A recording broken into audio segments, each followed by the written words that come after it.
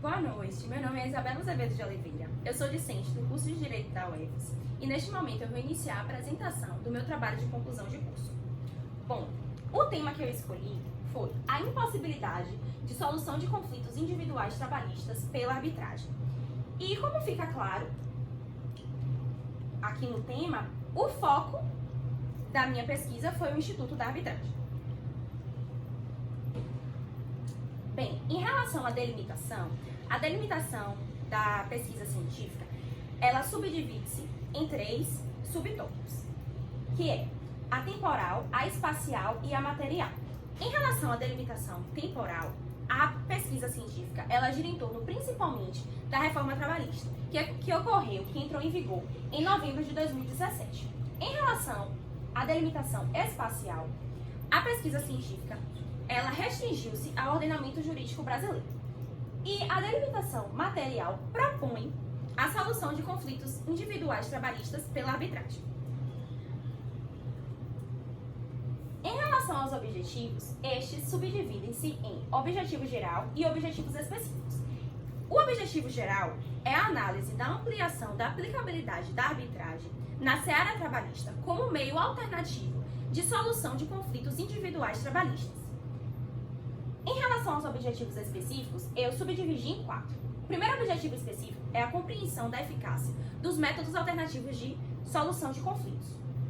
O segundo objetivo específico é a descrição e exame da arbitragem, abordando a sua natureza jurídica e os seus fundamentos básicos. O terceiro objetivo específico é a análise do atual cenário da justiça trabalhista, abordando os custos e a quantidade de processos. E o último objetivo específico é a análise da arbitragem no direito do trabalho, principalmente no que tange aos dissídios individuais trabalhistas e a investigação das consequências da aplicabilidade desse instituto nessa modalidade de dissídio. Em relação à metodologia, a minha pesquisa, que tem natureza qualitativa e exploratória, orientou-se por meio de métodos como o método indutivo, o comparativo e o histórico. Além disso, também foi utilizado o método de procedimento através dos instrumentos de pesquisa bibliográfica e documental. E em relação à interpretação, para que houvesse a interpretação, foi utilizado o método de interpretação hermenêutica jurídica. Em relação à relevância do tema, eu optei por dividir em relevância social, relevância jurídica e relevância acadêmica. A relevância social consiste em apresentar uma possibilidade capaz de ampliar o acesso da população à justiça e a outra relevância social consiste em apresentar alternativas capazes de retirar a sobrecarga e os altos custos do judiciário trabalhista. Visto que, segundo o jurista Rui Barbosa, a justiça atrasada não é justiça. E dessa forma, tem que ter o privilégio do princípio da celeridade, já que a celeridade é um dos instrumentos mais importantes para que, de fato, haja a efetivação do direito constitucional de acesso à justiça.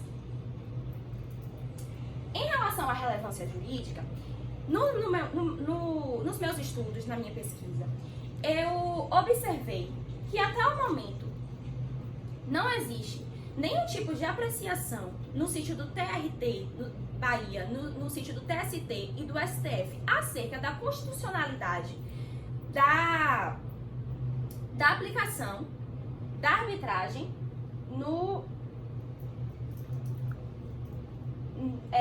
na seara trabalhista. E aí, é nesse sentido que eu venho contribuir juridicamente para o mundo jurídico, visto que eu realizo essa análise inédita, já que, como eu disse, nenhum tribunal brasileiro anteriormente fez essa apreciação acerca da constitucionalidade ou não dessa aplicação. E é nesse sentido que eu contribuo, juridicamente falando. Já em relação à relevância acadêmica, durante o curso, em sala de aula e até conversando com os meus colegas, eu percebo que tanto os meus colegas quanto os professores consideram os direitos trabalhistas como intocáveis, como se fosse construído um muro ao redor da classe trabalhadora.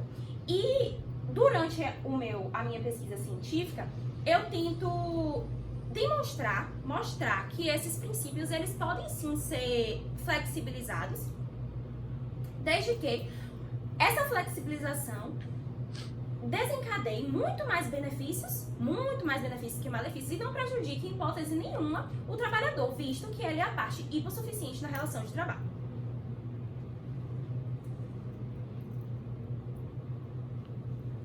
E é nesse ponto que eu venho contribuir academicamente que eu venho contribuir academicamente.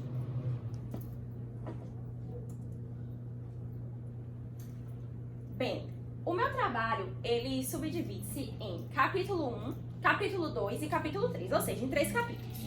O capítulo 1, eu faço uma exposição acerca dos métodos alternativos de solução de conflitos. No capítulo 2, eu faço um estudo aprofundado acerca do Instituto da Arbitragem. E no capítulo 3, eu faço uma análise acerca da aplicabilidade da arbitragem no direito do trabalho, principalmente a aplicabilidade da arbitragem nos dissídios individuais trabalhistas. Bom, eu inicio o capítulo 1 trazendo a diferença dos meios de pacificação social, que são divididos em meio judicial e meios extrajudiciais. O meio judicial é a própria jurisdição estatal. É quando o indivíduo ele recorre ao poder judiciário porque ele tem alguma questão que ele esteja insatisfeito, ele tem algum problema, então ele recorre ao poder judiciário e aguarda desse poder judiciário uma resposta que venha a solucionar o seu problema. Já os meios extrajudiciais, que no meu trabalho eu acabo me restringindo aos três que eu considero mais importantes, que no caso é a mediação, conciliação e arbitragem, no capítulo 1 eu faço uma abordagem bastante sólida acerca da conciliação e da mediação. Já a arbitragem, como eu disse anteriormente, que é o foco do meu trabalho, eu deixo para abordar de forma minuciosa no capítulo 2, e exclusiva, né? Já que aqui eu trato da conciliação e mediação, no segundo capítulo eu falo exclusivamente da arbitragem.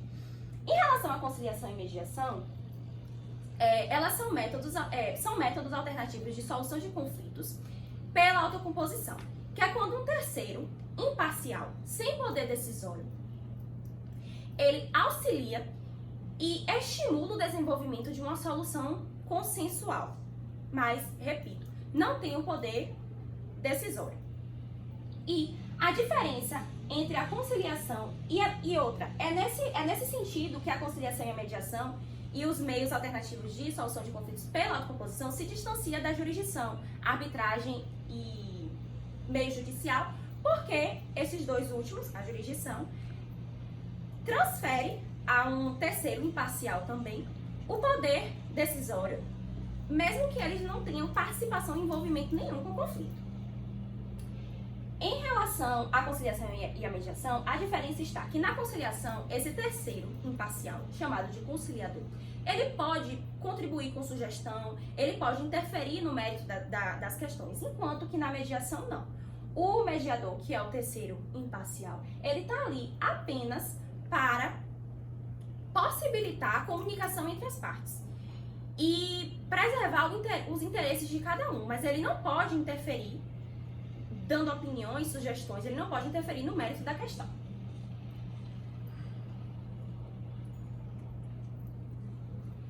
No capítulo 2, como eu disse, eu faço uma abordagem acerca do Instituto da Arbitragem, iniciando com o seu conceito, que é a arbitragem é o meio alternativo de solução de conflitos em que um terceiro imparcial escolhido pelas partes recebe efetivamente o poder de decisão. Em relação à sua natureza jurídica, existe uma divergência doutrinária acerca de a arbitragem é ou não é jurisdição. E aí, nesse ponto, prevalece o entendimento de Alvin Neto de que a arbitragem é sim jurisdição, porque preenche todos os requisitos necessários para isso, como a substitutividade, a inércia, a imperatividade, entre outros. Já em relação à abrangência, a lei de arbitragem, ela determina que a arbitragem, esse instituto, né, que a gente está estudando, ela só deve ser aplicada quando a questão versar sobre direitos patrimoniais disponíveis. E sobre esse tema em específico, eu vou abordar bastante no capítulo 3.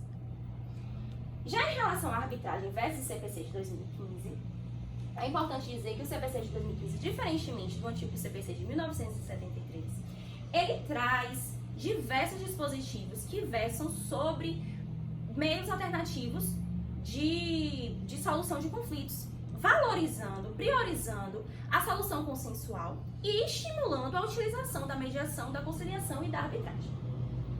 Em relação à análise principiológica, até 2001, que foi quando o STF se posicionou acerca da constitucionalidade da lei de arbitragem, havia uma discussão doutrinária acerca da inconstitucionalidade da lei de arbitragem.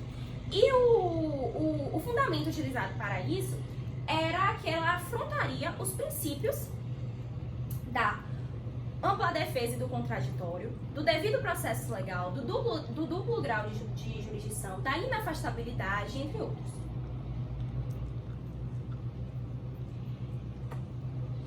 E aí, dando sequência, né, o capítulo 3, como eu disse, vai ser o capítulo que eu vou fazer uma análise da arbitragem na seara trabalhista e de forma específica e a aplicabilidade da arbitragem nos dissídios individuais trabalhistas.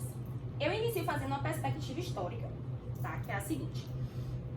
A arbitragem, ela foi introduzida no ordenamento jurídico brasileiro através da Constituição de 1824, que foi a primeira Constituição brasileira. Mas só foi introduzida na seara trabalhista no final do século XX, através da lei de greve, e apenas poderia ser aplicada nas questões que versavam sobre direitos coletivos trabalhistas. A publicação da lei de arbitragem ocorreu em 1996, mas apenas através da reforma trabalhista que ocorreu em 2017, novembro de 2017, como eu já disse, é que a arbitragem passou a ser possível de ser aplicada em dissídios individuais trabalhistas, né? Ainda que de forma bastante restrita, que eu vou falar a seguir. Em relação ao subtópico 2, que são os princípios limitadores, é que, segundo o jurista Maurício Godinho, a arbitragem ela é incompatível com os princípios que norteiam a relação de trabalho. Principalmente, ele afirma que a arbitragem é contrária ao princípio da proteção e ao princípio da irrenunciabilidade dos direitos trabalhistas. Enfim, o princípio da proteção garante que haja uma relação de igualdade entre o trabalhador e o empregador, para que acabe com qualquer tipo de diferença de natureza material e processual. E dessa forma, através desse princípio, a hipossuficiência do trabalhador acabe que sendo minimizada ou até mesmo extinta. Em relação ao princípio da irrenunciabilidade dos direitos trabalhistas, esse princípio, ele diz que os direitos trabalhistas, eles não podem ser, o trabalhador ele não pode dispor desses direitos trabalhistas. E aí, segundo o jurista que eu estou mencionando, que é Maurício Godinho, a arbitragem, quando é utilizada em questões que versam sobre direitos trabalhistas, está tendo uma afronta a esse princípio da irrenunciabilidade, visto que, segundo ele, estaria dispondo desses direitos, já que se tira, né, da jurisdição estatal a competência exclusiva para solucionar essas questões. Em relação aos requisitos de aplicação, o artigo 507A da CLT, que foi introduzido na reforma trabalhista de 2017, ele aponta vários requisitos para que seja possível a aplicação da arbitragem em dissídios individuais trabalhistas. O primeiro requisito é justamente que a arbitragem ela só pode ser aplicada em dissídios individuais trabalhistas que envolvam empregados que ganhem os chamados super salários, que equivale a 2 vezes o teto do RGPS, que atualmente equivale a aproximadamente R$11.000. Além desse requisito, ainda, para que haja a celebração, né, da arbitragem, isso tem que ser expresso e previamente estabelecido pelo empregado, ou então ele tem que ter tido a iniciativa dessa sugestão de utilizar a arbitragem ao invés da jurisdição estatal para ver os seus problemas resolvidos, né, seus problemas trabalhistas resolvidos. E aí, um ponto que deixa bastante evidente os requisitos desse artigo 504, que são bastante... não são nem um pouco maleáveis, que são bastante rígidos e que acabam restringindo a aplicabilidade da arbitragem a uma quantidade muito pequena de trabalhadores, é que eu pesquisei, né, no site do TST e do TRT Bahia e não encontrei absolutamente nenhuma decisão que viesse sobre o artigo 507A da CLT, mostrando que até que ponto está sendo eficiente, né, essa inovação legislativa. Então, em relação ao acesso à justiça versus meios alternativos de solução de conflito, é o seguinte: ter acesso à justiça não significa a mera possibilidade que o indivíduo tem de recorrer ao poder judiciário com uma demanda e ter dele uma resposta e obter dele uma resposta acerca do seu problema. Na realidade, ter acesso à justiça é o indivíduo, os cidadãos, eles terem as mesmas condições, eles estarem com as mesmas condições, para que assim as diferenças sociais e econômicas não interfiram na garantia de concretização dos seus direitos, né? Já que todo mundo deve ter o direito de ter uma decisão definitiva e efetiva. E aí, é nesse sentido que os meios alternativos de solução de conflito entraria, né? Que eu trago como esses meios alternativos de solução de conflito, eles vão possibilitar a real efetivação desse direito constitucional de acesso à justiça.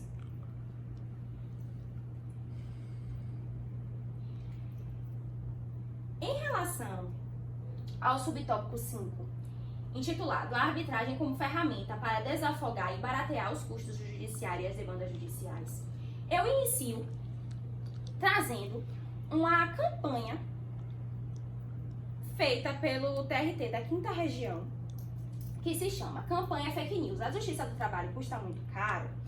E o objetivo do TRT foi demonstrar que as notícias espalhadas e que são espalhadas pelas mídias são falsas, de que o Estado gasta muito mais para manter o judiciário trabalhista, os custos do judiciário trabalhista, do que reverte para os jurisdicionados. Isso é uma informação falsa. E essa campanha, fake news, ela vem para demonstrar que não, que na realidade o Estado, ele reverte mais a população do que ele gasta para se manter, né? Do que o Estado gasta para manter o judiciário trabalhista. E aí, um dado importante é que em 2017 foi retirado dos cofres públicos cerca de 18 bilhões de reais naquele ano em todo o território nacional para manter a justiça trabalhista e que foi revertido ao jurisdicionado cerca de 25,5 bilhões de reais. Então, assim, esses dados, né, demonstram que o Estado reverte mais do que gasta, apesar que é inegável que o custo absoluto para manter o judiciário trabalhista é extremamente elevado, e essa questão eu venho intensificando bastante aqui no trabalho no decorrer. Então, eu extraí dados do Sistema Interno BI que revelam que apenas no primeiro grau de jurisdição existe um total de processos de demandas judicializadas que o número é 324.761 processos. e que dessa quantidade de processos, 135.657 processos estão fora do prazo. Além disso, esse dado aqui de 2019 demonstra que 54,67%, que apenas 54,67% das demandas trabalhistas estão solucionadas. Então, assim, analisando esse dado com os dados anteriores, que eu trouxe do ano de 2019, os processos trabalhistas ou estão fora do prazo ou não estão solucionados. E aí, é nesse contexto que eu apresento, que eu trago a arbitragem, né, como uma forma de baratear os custos que o Estado investe na justiça trabalhista e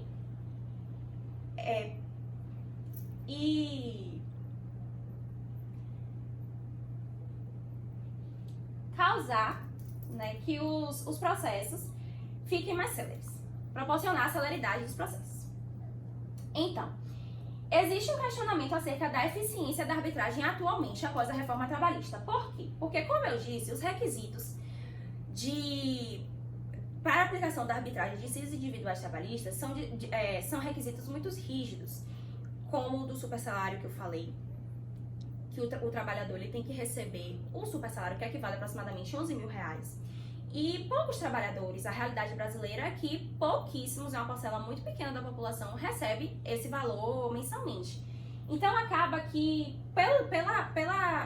por conta dos requisitos, o artigo 507 não está sendo eficiente. E uma prova disso foi que nos meus estudos, nas minhas pesquisas que eu fiz no sítio do TST, do TRT Bahia, eu percebi que não existe nenhuma decisão desses tribunais acerca do artigo 507A da CLT. E aí é nesse contexto que a minha pesquisa científica traz como sugestão a ampliação dessa aplicabilidade da arbitragem nos litígios individuais trabalhistas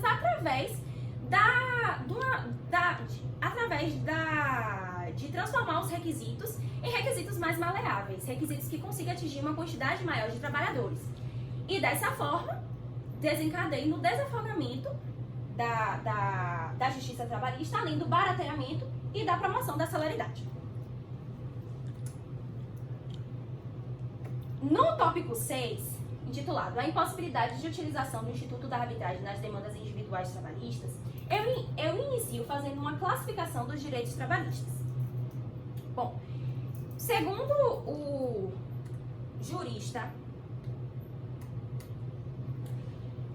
Sérgio Pinto, os direitos trabalhistas, eles são classificados em direitos trabalhistas da personalidade, direitos trabalhistas oriundos de normas de ordem pública absoluta ou relativa e direitos trabalhistas de normas dispositivas.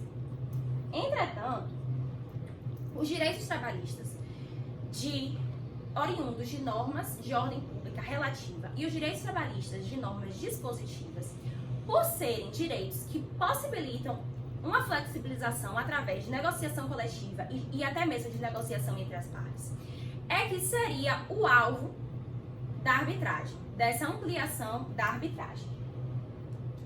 Já os direitos trabalhistas oriundos de normas de ordem pública absoluta, que é a maioria,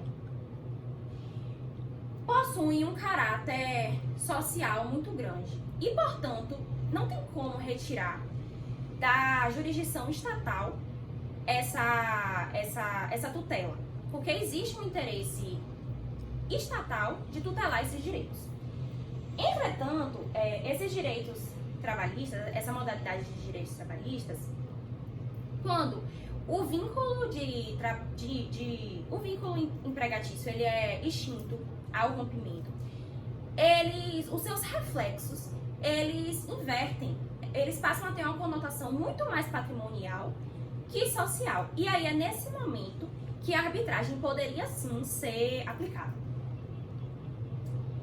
Existe uma outra classificação dos direitos trabalhistas, que é feito pelo jurista Maurício Godinho, em que ele divide os direitos trabalhistas em dois grandes subgrupos.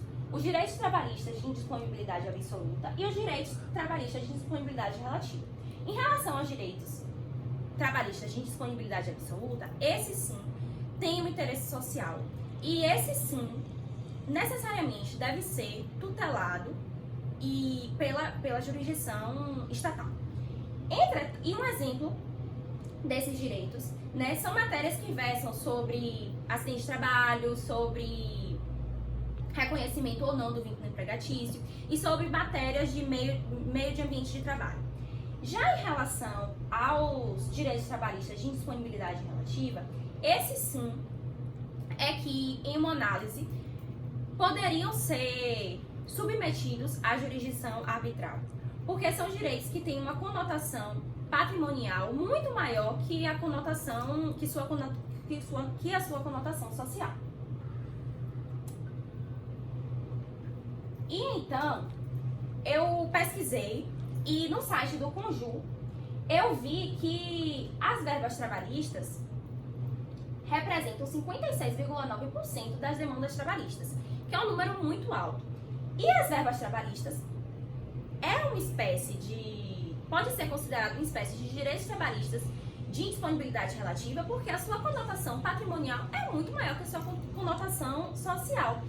E é nesse contexto que eu, no meu trabalho, aponta as verbas rescisórias como uma alternativa maravilhosa de se diminuir os custos estatais, a lentidão do julgamento, e a sobrecarga do judiciário, que são as questões que eu trago e que eu defendo, que eu busco combater ao longo da minha pesquisa. Sem que, e por fim, né, essa transferência das verbas trabalhistas para o procedimento arbitral, ele não estaria afrontando os princípios trabalhistas, justamente porque as verbas rescisórias é uma norma de indisponibilidade relativa e, repito, tem uma conotação patrimonial muito maior que tem a sua conotação patrimonial muito mais destacada do que a sua conotação social. E, por fim, eu trago, né, no final do meu trabalho, as minhas conclusões, né, que são as seguintes. Bom, como eu falei, os direitos individuais de indisponibilidade relativa, eles têm uma conotação, repito, patrimonial muito maior que a sua conotação social. E, portanto, pode ser aplicada a arbitragem sem que haja o ferimento dos princípios, sem que haja uma afronta aos princípios, trazendo dessa forma inúmeros benefícios que vão solucionar a crise do sistema judiciário trabalhista, que são, como benefícios, eu vou enumerar alguns, que eu estudei bastante. Vai causar, né? Vai possibilitar celeridade processual, o efetivo acesso à justiça, o barateamento dos custos que o Estado tem com o judiciário trabalhista e o desafogamento do judiciário trabalhista.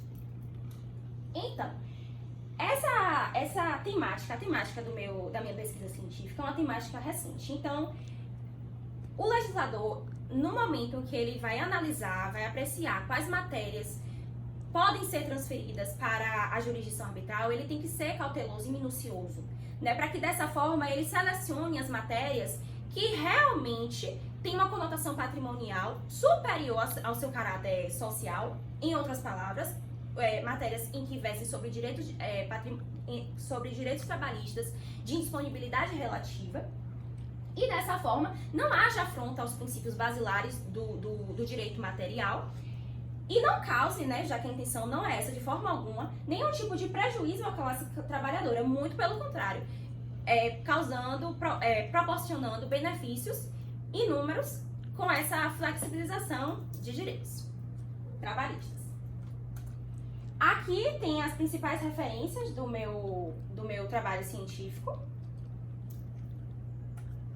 E é isso, muito obrigada e boa noite.